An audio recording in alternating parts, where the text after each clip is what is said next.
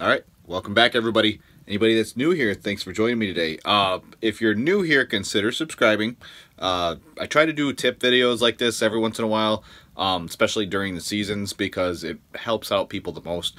That's my main goal here. Obviously, today is going to be about these guys. That's Perch. He's got a number 5 spinner in his mouth, but that's just because I have that hanging there for a special reason. It's a special lure. But this is all about perch. Fall perch specifically, and yeah, we're gonna try to break down. I'm gonna try to do it as simple as this: my number 1 and number 2 presentation for fall, for anywhere basically, if you're fishing lakes, rivers, whatever, for perch fishing. So you guys can go out and do the same thing right after you see this. Mind you, perch fishing is good all the way till there's first ice. That's really good for first ice. So if you're not ice fishing, I don't know what you're doing all winter long. Okay, before we get started, merch. If you're new here, check it out. It's in the description below. It basically helps run this channel. So if you guys want to help out the channel, pick up some merch or buy anything that I have linked in the description below.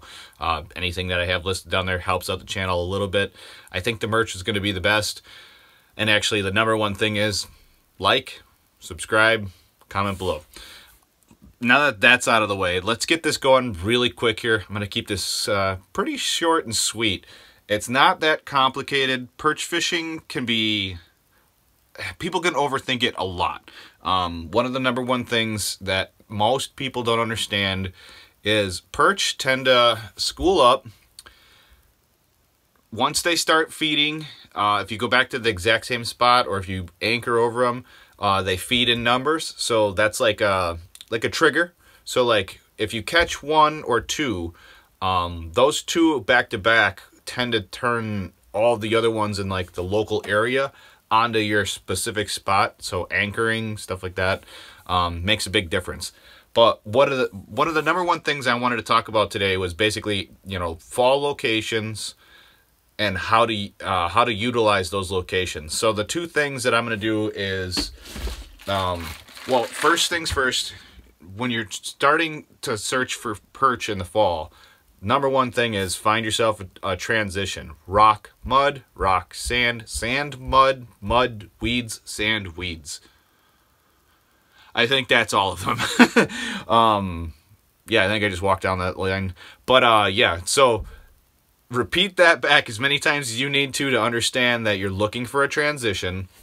My favorite way to do that, deeper water, is these are pre-rigged drop shots.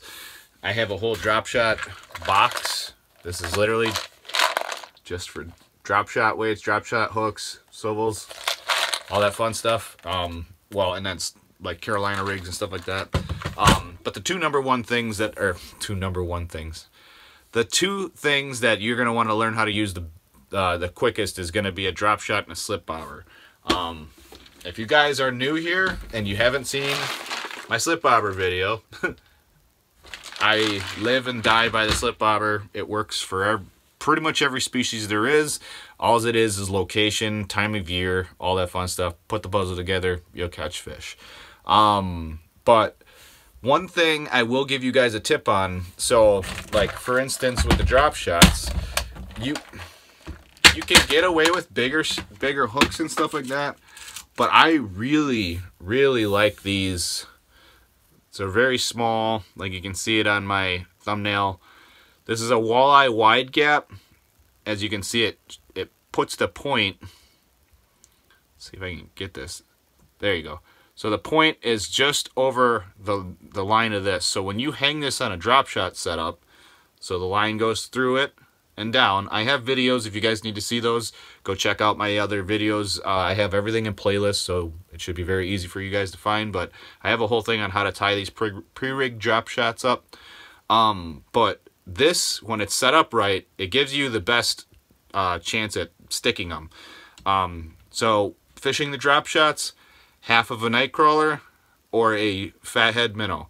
If you're trying to single out the bigger perch, fish the bigger fathead minnows. You'll thank me. If you can get your hands on rosy reds, do it. But so that's just a simple one for that. Another tip for the drop shot is you're going to want to make it as light as possible. So like you guys seen it, I have all these different options, and I'll pull out like two of the opposite ends of the spectrum here. So this is for like real windy days, but if you can get away with it, you want to fish the lightest drop shot as possible. Depending on if you're in an area where the fish need you to pound the mud, that's a completely different story. We'll talk about that a different day.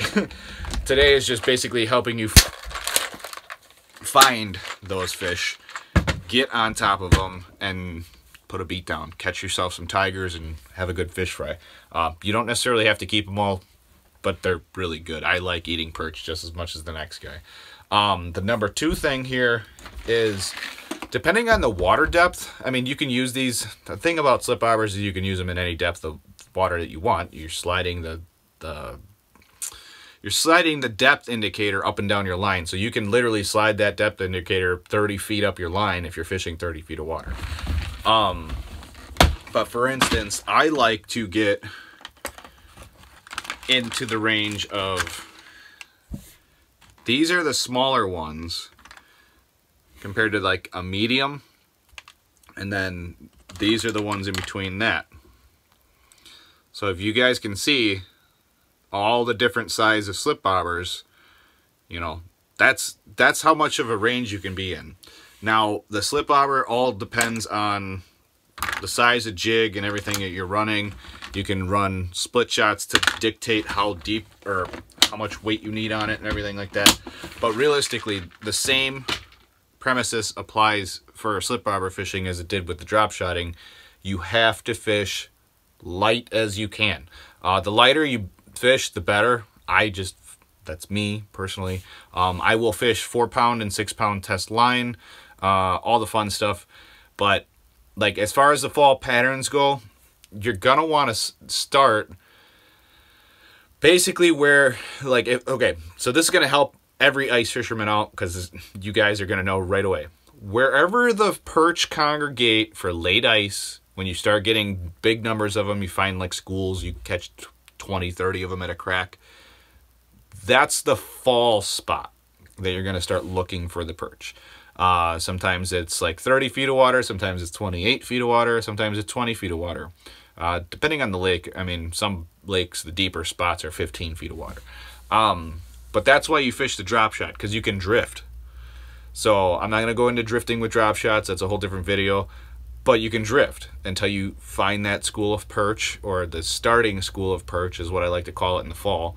And that perch school will literally just move from transition to transition until it gets to the shallowest parts of the transition. And what I mean by shallowest is you can literally have a rock, sand, so this is rock, sand, transition, in 3 feet of water. Once the water's cool enough, those perch will be right in that transition. Like I said, I'm just trying to keep this as simple and straightforward as possible with you guys.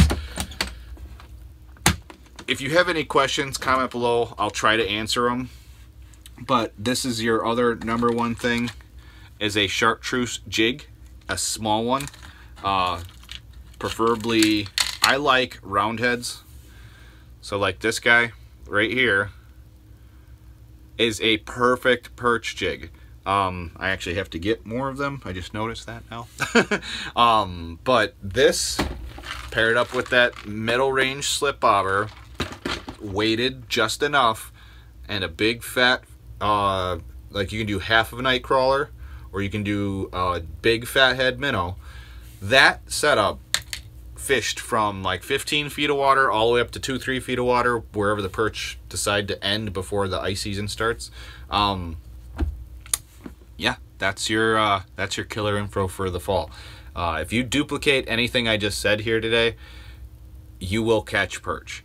If you're in a body of water that has a ton of little perch, you're gonna catch a ton of little perch.